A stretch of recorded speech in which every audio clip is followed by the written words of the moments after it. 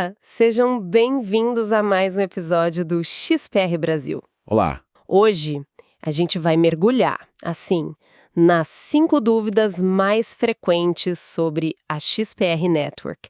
Vamos tentar entender o que está por trás dessa tecnologia. Vamos lá, é um tema bem interessante. E antes de começar, aquele aviso super importante, né? Essa nossa conversa aqui é para informar, para a gente explorar juntos as ideias, não é de jeito nenhum uma indicação de investimento, tá bom? O foco é total na tecnologia. Exatamente. É bom sempre reforçar isso. E para quem está acompanhando a gente, não esquece. Se inscreve aí no canal, deixa um comentário, dá aquele like. Isso ajuda demais a gente a saber se vocês estão curtindo o conteúdo e, claro, motiva a gente a produzir mais. Com certeza. A interação é muito legal. Então, bora lá desvendar isso. A primeira pergunta que, sempre aparece é: o que é, afinal, a XPR Network? Qual a identidade dela nesse mundo cripto gigante? Bom, essa é a base de tudo, né? Para começar, a XPR Network se apresenta como uma plataforma de blockchain pública. Pública, ok. Tecnicamente, ela é o que a gente chama de primeira camada, ou Layer 1. Isso significa que ela é a fundação, sabe? Onde outras aplicações podem ser construídas em cima. E um ponto-chave, ela já vem com suporte para contratos inteligentes. Layer 1 com contratos inteligentes. Isso já a coloca num campo bem movimentado, digamos assim. Mas o que ela tem de diferente na base dela, na arquitetura? Boa pergunta. Uma coisa que define bastante ela é o mecanismo de consenso. Ela usa o Proof of Stake delegado, o famoso DPoS. DPoS. Isso que influencia muito como a rede funciona, como a segurança é feita, né? E outra coisa, o design dela desde o começo foi pensado para servir tanto o usuário comum, o consumidor, quanto as empresas, os negócios. Interessante essa dualidade. O material que a gente viu fala muito em eficiência. Blockchain altamente eficiente em recursos. O que isso quer dizer na prática? Como que eu, como usuário ou desenvolvedor, sinto essa eficiência? Então, essa eficiência é tipo o segredo para o desempenho que eles querem entregar. Ser eficiente em recursos significa que ela consegue fazer mais coisa usando menos força computacional, vamos dizer assim. Entendi. Menos esforço para fazer o trabalho. Exato. E isso se traduz em duas coisas principais. Primeiro, uma capacidade alta de processamento. A rede foi feita para escalar, para aguentar milhares de transações por segundo. Milhares. Uau! E segundo, latência baixíssima. Latência baixa quer dizer que a transação é confirmada muito rápido, quase instantâneo. Milhares de transações por segundo. Esse número sempre chama atenção, né? Principalmente se a gente compara com redes mais antigas. Mas como que essa capacidade toda é estruturada? O que permite isso? Olhando a arquitetura que eles descrevem, o que é fascinante é que ela tem, dois pilares fortes. Um protocolo de identidade descentralizado, que já vem junto. Identidade descentralizada? Isso. E uma camada de liquidação financeira. Esses dois trabalham juntos, sabe? Camada de liquidação financeira. Isso soa bem. Ambicioso. A ideia é competir com banco, com cartão, essas coisas ou complementar? Olha, a proposta parece ser mesmo oferecer uma alternativa. As fontes colocam a XPR Network como uma infraestrutura mais moderna, sabe? Que pode ser a base para sistemas de pagamento que batam de frente com os tradicionais. Tipo TED, DOC, SWIFT. Exato. ACH, SWIFT, até mesmo o Visa e Mastercard. E o jeito que eles tentam fazer isso é com um modelo diferente de gerenciar os recursos da rede, que foge daquela taxa por transação que a gente vê em muito lugar. É um ponto que eles consideram bem inovador. Entendido. Essa ideia de ser uma alternativa, junto com a alta performance, já puxa a segunda pergunta, que sempre rola. Se a XPR Network tem essa ambição toda, quais são os recursos, as características que mais se destacam nela?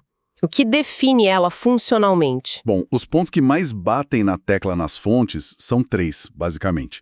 Primeiro, a alta taxa de transferência, o throughput, que é essa capacidade de lidar com muita transação ao mesmo tempo. Certo, a capacidade.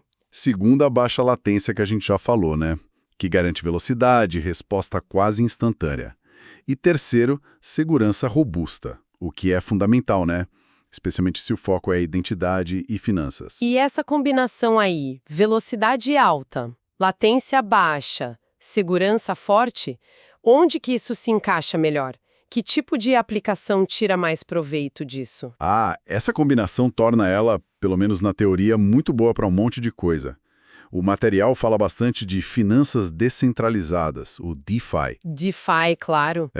Onde velocidade é crucial para exchange descentralizada, empréstimo e segurança nem se fala, né? Mas falam também de jogos em blockchain. Jogos? Baixa latência, tudo em jogo, né? Exatamente. E abre porta para outras coisas que talvez a gente nem imagine ainda, mas que precisem desse tipo de performance. A gente falou muito em alta taxa de transferência, milhares de transações. Isso leva direto para a terceira questão-chave, escalabilidade. Você mencionou 4.000 transações por segundo, TPS. É um número que impressiona. Mas como ele se compara? E o que significa realmente esse TPS? Sim, escalabilidade é um dos grandes trunfos que eles apresentam. A rede foi pensada desde o início para ser altamente escalável. O número que citam é esse mesmo, por volta de 4.000 TPS. 4.000. Mas antes de comparar, talvez valha a pena explicar um pouquinho o que é essa métrica, né? O TPS. Boa. Ajuda a entender a dimensão disso. Então, TPS é transações por segundo. É a medida padrão para a gente ver a capacidade e a velocidade de uma blockchain.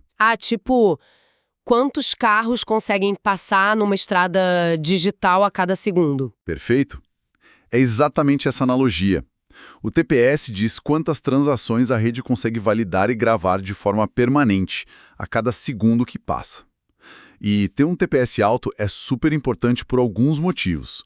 Primeiro, a experiência de quem usa. Ninguém gosta de esperar. Pois é. Ninguém quer ficar esperando minutos ou, às vezes, horas para confirmar uma transação.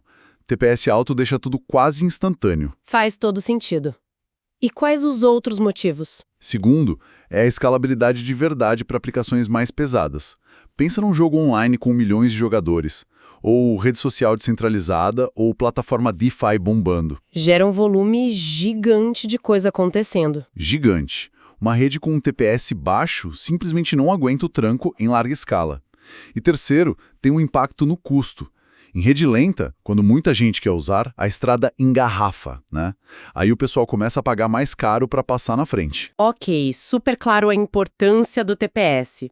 Agora, colocando esses 4.000 TPS da XPR Network em perspectiva, como que fica perto do Bitcoin, por exemplo? Aí a comparação, nossa, mostra bem a diferença de grandeza. O Bitcoin, na camada principal dele, a Layer 1, opera ali na faixa de 5 a 7 TPS. 5 a 7? Sério? Claro, existem soluções de segunda camada para o Bitcoin que aumentam isso, mas falando da base mesmo, é essa a capacidade. A XPR Network, com 4.000 TPS, está propondo uma capacidade centenas de vezes maior na camada base dela. Nossa, 5, 7 contra 4.000. A diferença é brutal.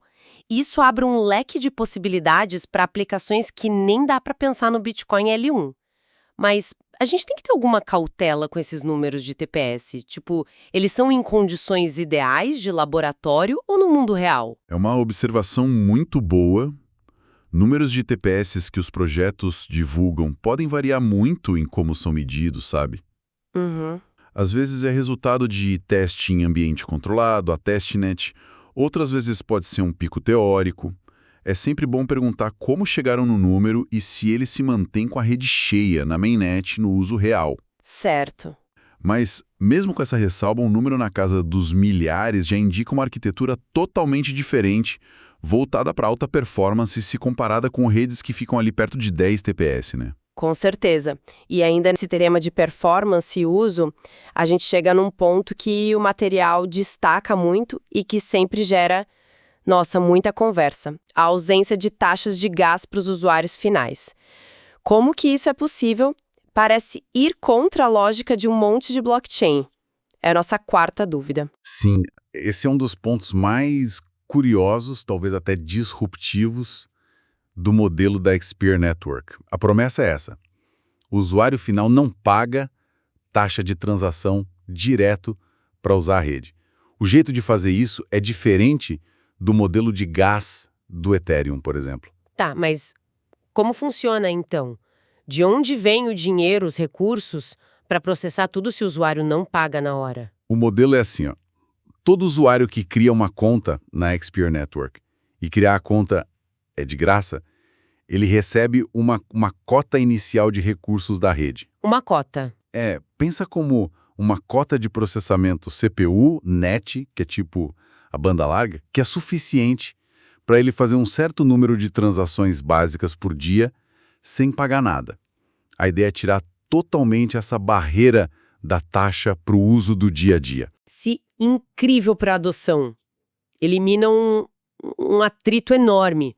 Mas, como dizem, né, não tem almoço grátis, alguém tem que pagar a conta da infraestrutura, dos computadores rodando.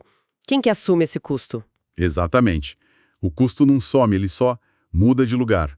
Quem paga são as aplicações descentralizadas, os DApps, e os desenvolvedores por trás delas. Ah! Um DApp que quer rodar na XPR Network precisa comprar ou apostar, fazer stake de tokens XPR para ter os recursos computacionais, CPU, NET e RAM, que os usuários dele vão precisar para interagir com o aplicativo de graça. Tem até uma interface para isso, a página de recursos, onde os devs gerenciam isso, geralmente pagando por mês ou de forma contínua. Entendi. Então, o modelo joga o custo do usuário individual para o desenvolvedor da aplicação. Isso tem umas implicações interessantes. Facilita para o usuário, mas talvez crie um desafio para quem está começando, para um dev independente, um projeto menor, que tem que bancar isso. Precisamente. É uma troca. Tira a fricção do usuário final, o que pode ser um motor gigante para um DApp ser adotado. Por outro lado, exige que o dev faça um planejamento de grana e de capacidade bem mais cuidadoso. Pode acabar favorecendo projetos com mais dinheiro ou com modelos de negócio que já prevêem esse custo operacional. É um modelo econômico diferente, sabe? Com prós e contras em relação ao modelo de taxa por transação paga pelo usuário. Muito, muito interessante essa dinâmica. E isso nos leva para a quinta e última questão fundamental que a gente separou para essa análise: descentralização, que é um pilar, né, da filosofia blockchain. Como que a XPR Network se sai nisso? Ela é considerada descentralizada de verdade? Olha, segundo a documentação que a gente viu, a resposta deles é que sim. A rede foi projetada com a descentralização como um princípio central mesmo. A segurança contra aqueles ataques chatos tipo gasto duplo, divisão da rede, ou ataque de 51%. Onde alguém controla a maioria. Isso. Onde uma entidade só controla mais da metade do poder de validação. A forma de evitar isso é através daquele mecanismo de consenso que a gente falou lá no começo, o DPoS. E como que o DPoS, na prática, ajuda nessa descentralização e segurança? Porque tem gente que critica o DPoS, diz que pode acabar concentrando um pouco o poder. É uma discussão super válida nesse meio. O DPoS funciona com um número mais limitado de validadores, que eles chamam de produtores de bloco, os BPs. BPs. E eles são eleitos por quem tem os tokens da rede, os stakers. Esses BPs são os caras que validam as transações e criam os blocos novos. A ideia é que, como eles são eleitos e podem ser tirados do cargo pela comunidade, eles têm um incentivo para agir direito, para manter a rede segura e funcionando. Entendi. A comunidade tem o poder de tirar eles. Exato. A descentralização, nesse modelo, vem do fato de que o controle não está numa pessoa só, mas distribuído entre esses BPs eleitos. E o poder final de escolher quem são eles está nos stakers. A crítica que sempre rola é que pode formar tipo uns grupinhos, uns cartéis entre os BPs, ou que quem tem muito token, as baleias, pode ter um peso muito grande na eleição. É um equilíbrio delicado entre eficiência, porque menos validadores deixam a rede mais rápida, e a descentralização mais distribuída. Entendi a dinâmica e essa tensão que pode existir. O material também usa dois termos importantes nesse contexto. Diz que a rede é permissionless, sem permissão, e que apoia o movimento FOSS, de software livre e de código aberto. O que isso significa na prática para a XPR Network? São conceitos-chave que reforçam essa filosofia de ser aberta, né? Permissionless significa que, na teoria, qualquer pessoa pode participar da rede. Não precisa pedir licença para ninguém, para uma autoridade central. Qualquer um pode chegar e usar. Sim, seja para usar a rede, para rodar um nó, para tentar ser um produtor de blocos, se conseguir voto, claro, ou para criar e colocar um aplicativo lá. Não tem um porteiro controlando quem entra. E o FOSS? O que isso quer dizer? FOSS é a sigla para Free and Open Source Software. São duas ideias juntas. Open Source, código aberto, quer dizer que o código-fonte do programa que faz a blockchain da XPR Network rodar é público. Todo mundo pode ver. Todo mundo pode ler, fuçar, auditar, checar como funciona. Isso é essencial para dar transparência e confiança no mundo blockchain. Permite que a comunidade global veja se as regras são justas, se não tem nenhuma porta dos fundos ou função escondida. E a parte do free software, software livre, é sobre ser de graça. Não exatamente o preço, mas a liberdade. O free aqui é de liberdade mesmo. As liberdades que a Free Software Foundation define. Liberdade de rodar o programa, para qualquer coisa, de estudar como ele funciona e mudar ele, o que exige ter acesso ao código. Ah, por isso o código aberto é importante. Exato. Liberdade de distribuir cópias e de distribuir cópias das suas versões modificadas. Para uma blockchain, isso significa que a comunidade não só pode checar o código, mas pode propor melhoria, corrigir bug e até criar forks, versões alternativas, se discordarem do caminho do projeto. Isso incentiva a colaboração e a inovação de forma descentralizada. Então, quando a XPR Network se diz permissionless e FOSS, ela está, sinalizando um alinhamento forte com aqueles princípios originais de abertura, transparência, controle distribuído que motivaram muito o movimento blockchain. É uma declaração de intenção de como ela quer operar e evoluir. Exatamente. É um compromisso com a ideia de que a rede é da comunidade e que o desenvolvimento e a operação dela devem ser abertos e acessíveis para todo mundo, sem barreira para entrar e sem controle central. É o contrário de um sistema proprietário ou de uma blockchain privada que exige permissão para participar. Ótimo! Olha, conseguimos cobrir bastante coisa hoje, hein? Exploramos as 5 dúvidas que mais aparecem sobre a XPR Network, o que ela é, né, essa blockchain L1 com DPoS, os recursos dela focados em performance, a escalabilidade que impressiona e o modelo de taxas que é bem diferente e a filosofia de descentralização, de ser permissionless e FOSS. Foi uma boa passada geral, sim. Cada ponto desse, claro, dava uma conversa muito mais longa. Talvez até fique material para uma parte 2, né? Explorar outras dúvidas que ficaram aí no ar. Fica a ideia. É um tema que rende bastante, com certeza. Tem muitas camadas para analisar. E só para martelar de novo, a intenção aqui foi só informar, tá? Baseado no que a gente estudou, não é recomendação de investimento de jeito nenhum. Sem dúvida. Tecnologia blockchain é complexa. Cada plataforma faz escolhas, tem seus prós e contras. Entender essas escolhas é o primeiro passo para avaliar qualquer projeto. Perfeito. Para fechar, então, nossa conversa, vou deixar uma reflexão aqui, baseada no que a gente discutiu. Pensa numa infraestrutura que junta transação quase instantânea, custo zero para o usuário final no dia a dia e uma base de código aberto sem permissão para construir em cima. Se essas promessas todas se concretizarem mesmo em escala, que tipos de aplicações ou modelos de negócio totalmente novos, que talvez hoje a gente nem consiga imaginar, poderiam surgir nesse tipo de ecossistema nos próximos anos. Fica aí para a gente pensar no potencial disso tudo. É uma ótima reflexão. O potencial é enorme se a execução for bem feita. Exato. Bom, agradeço demais a companhia de todo mundo nessa análise. Até a próxima exploração aqui no XPR Brasil. Até a próxima.